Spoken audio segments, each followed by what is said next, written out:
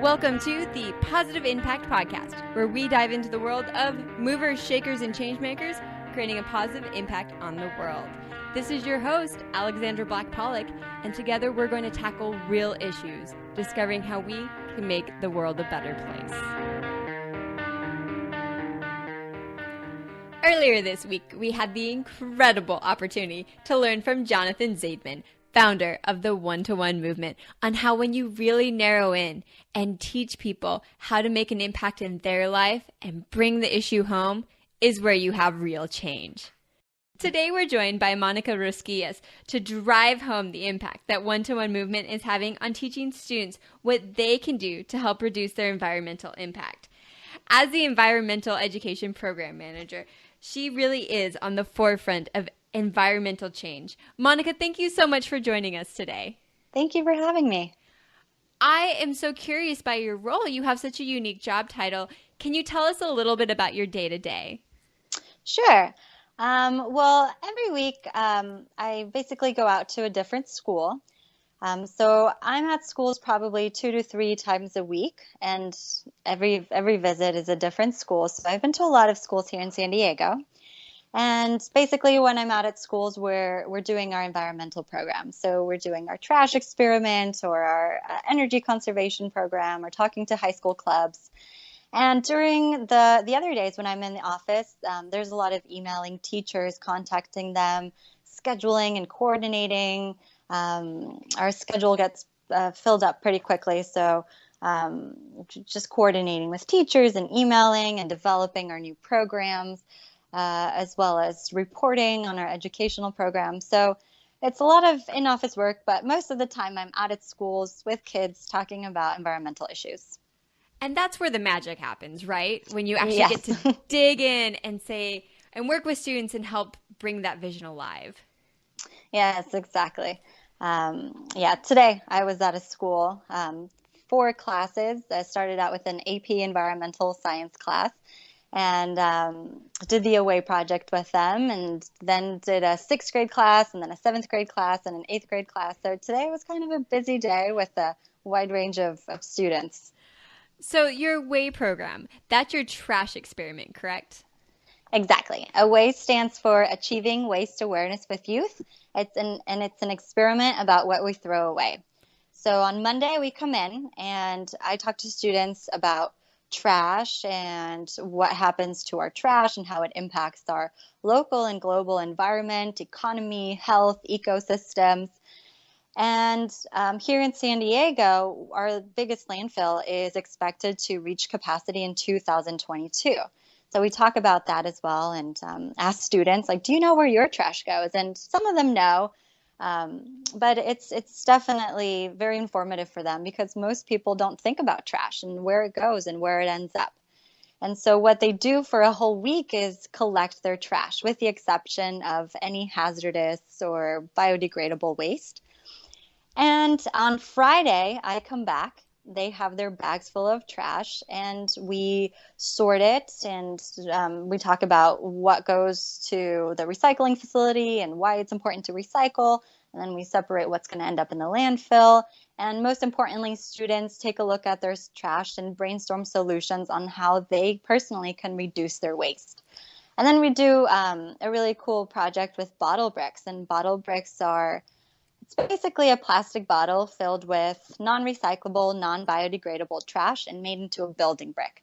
And so students have a fun time taking their potato chip bags and plastic bags and ice cream wrappers and putting them into this bottle and making bottle bricks. How fun! So, yeah, that's pretty much the Away project. So when you were at the schools today, rummaging through those bags, what types of things were kids surprised that they had, or what was the impact in the classroom? Well, today is the day before Halloween, and there was definitely a lot of candy wrappers. And so that was something that was mentioned a lot today. And the students were like calling each other out, like, "Oh, you ate so much candy, and why don't you share?" And so it's not only a way of taking a look at how much trash you produce and it's going to the landfill, it's also a way of looking at the types of things we consume and that we're eating and buying. But it's typically, it's typical middle and high school trash is a lot of food packaging, a lot of chip bags and candy wrappers and snack wrappers, a lot of bottles, so a lot of disposable water bottles and Gatorade bottles and other types of drinks, and then paper, of course, because they're students, so there's always a lot of paper. Um, yeah, but I can't really recall. I mean, sometimes there's interesting things in there. Like the students today had a couple of binders in there. They didn't really fit. But it's usually the norm, just like candy wrap or food packaging, bottles, and paper. Do you guys ever get to do any follow-up after this really intensive week to see how students change their habits? Well, we have an online platform, awayproject.org, where students register on the first day and they're doing a trash experiment. So they go online to record their findings and track their progress. And so when we start out, we ask students, like, how much trash do you think you'll make? And do you think you'll make more trash that's recyclable or landfill? And so throughout the week, they're answering these questions. And then on Friday, they actually come up with solutions. And so far, I mean, there's so many schools in San Diego that every week I go to a different school. But I have gone to, like this week, actually, I went to a high school I went to maybe last month, and I saw some of the students again. I didn't present to them. I just saw them in the hall, and they recognized me, and we talked for a little bit, and they're definitely more aware of the trash that they make. And that's the whole purpose of this project, of, making students aware of the trash that they produce and hopefully thinking about solutions. It really is such an innovative way to do that. Now, you mentioned that a lot of times you have students propose solutions. What were some of the solutions that you were hearing today? Well, students come up with, funny stuff. And when we talk about solutions, I try to get them to think outside the box. I remember when I first started doing these presentations, I went to a middle school, and there was this kid who had 14 disposable water bottles in his bag that he accumulated over the course of 5 days. 5 days, 14 water bottles? So he was drinking a lot of water, and I asked him, what can you do to reduce the amount of waste that you produce? And his answer was, drink less water. It was a really good moment to actually talk about it with the student and say, well, you don't have to drink less water. How else can you get water? Because students are so used to doing things the way they've been doing them. I mean, we all are, adults as well. It's hard to change habits. So it's a good way of getting students to talk with each other and brainstorm solutions. And I mean, but mostly it's, students will eventually come up with I can use a reusable water bottle. Or I had this student today who gave some really good solutions. She had a lot of granola bars, and so she wrote down that she could buy all the ingredients in bulk using her own bags and make her own granola. She had a lot of candy wrappers, and she said that she could eat less candy and eat more fruits and vegetables and compost the peels. So it's really exciting and motivating to read these solutions that the students come up with on their own. Talk about a comprehensive solution to have a student say, I'm going to start baking my own granola bars. And on top of that, every parent was just very excited to hear that their child came up with the idea to eat more fruits and vegetables. Yeah. And then compost the peels, which is awesome. So it's totally zero waste. So what's the craziest solution you've ever heard a child come up with? I don't know. Well, when we talk about what to do with our trash, when we're talking about the landfill and what we're going to do after it fills up, that's when students come up with some interesting ideas. It's I don't know. I didn't expect this to happen at first, but there's at least one person in every school who mentions that we should send it to space. It's a really common answer. And by now I'm just used to it. At first I would be like, really? But it's really common that students think that we should just send it to space as a way of getting rid of it. Send it to space. I would have never seen that one coming. Yeah, I know, me neither, but it's very, very common. I think mostly with middle school students. In high school, they don't really come up with that. But they must have just finished an astrology class. You guys have another really exciting program that I'd love to learn more about, and that's your energy program. Yeah, so the energy program is really fun. So it's a one-time visit, unlike the Away Project where we go twice. But we show up at schools and we talk to students about energy and where energy comes from. Most students don't realize that our energy, for the most part, as of now, comes from fossil fuels. They know about solar panels and wind energy, but they don't know much about fossil fuels. And so we talk about fossil fuels and where they come from and how much we use. And then, more importantly, talk about ways in which students can conserve energy while at school and at home. What are the most common questions that you hear from students about energy? Students, I think, don't have necessarily are connected to their actions and how they are connected to what's happening in the rest of the world and climate change. So when I talk about that, I see them more interested, and it's something that catches their attention. And all the students, especially the ages that we present to, which are 3rd through 8th grade, the younger students really do care about the environment and making the world a better place. The really fun part about this program is the interactive part. All the students get a light switch plate, so a wall plate, and we pass out permanent markers, and they decorate their wall plate with an energy conservation message. And the whole point of this is for them to take it home and put them up on the wall. And it's a daily reminder for them and everyone in their homes to do their part to help save energy. And so that's when you see they really are creative individuals and come up with really creative ways of expressing this environmental message. So that's a really fun part. And it usually it's a pretty short program. It's about 30 minutes. And so for 15 minutes, we're talking about energy and conservation methods. And then the other 15 minutes, they are working on their art project. Talk about taking it home. You physically give them a sign to go and hang on the light switch in their house. Yes. Yes. Parents must love you. Yes.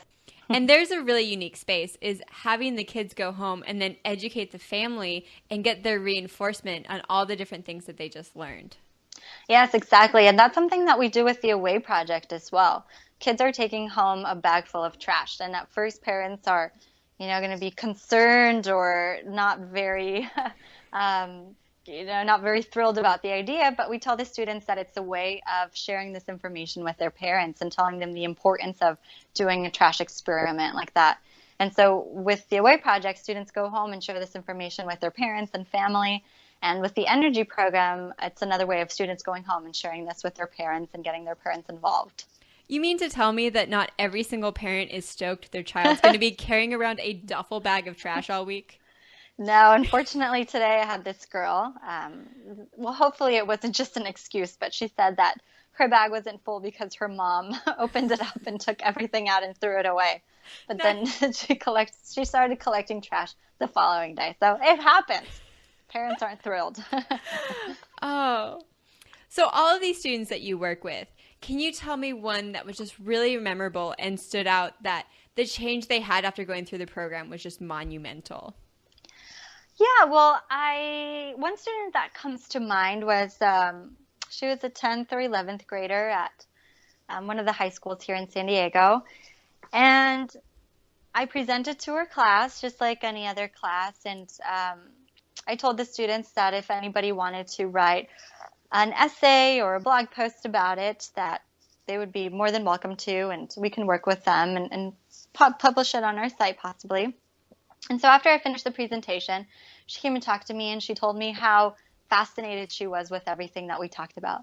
She had no idea that we produced so much trash and that it went to the landfill, and she told me she had never thought about this before, and she really wanted to do something about it. So she did her Away project, and every day of the week she documented her progress. She did a diary style blog post where on the first day she wrote her experiences and her thoughts and so forth for every day, and concluded with what she thinks, we could do to help solve this problem.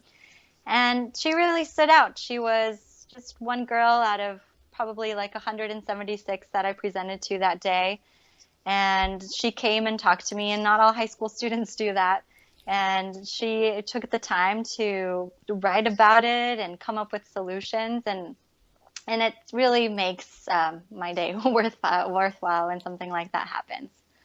Now, Monica, I know that when we talked before the interview today that you said you had a second student that was really memorable. Do you want to share that story as well? Yeah, we had I presented to an AP Environmental Science class at high school here in East County, San Diego.